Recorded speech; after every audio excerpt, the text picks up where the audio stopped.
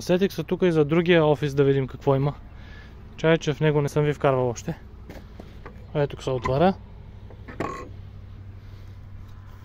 Добре. Бая голям е. Ето тук са дървата, където ти казах, че той иска да ги вземе. Те са мои вече, да, ама той иска да ги вземе човека. Там е пейката, където е наумил да взима. Чакай малко да подпреме с нещо. Защото вътре няма ток, тъмно е. Така. Тук има за крава от едно време, нещо белосано е.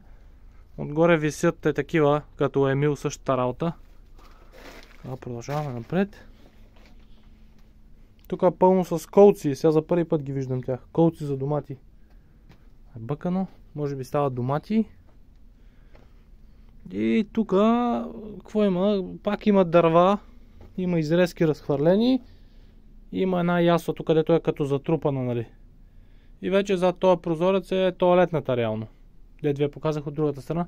И тук пак има зверски паяжини, които висят. То отгоре може да е било плевня или де, да знам какво е. Половината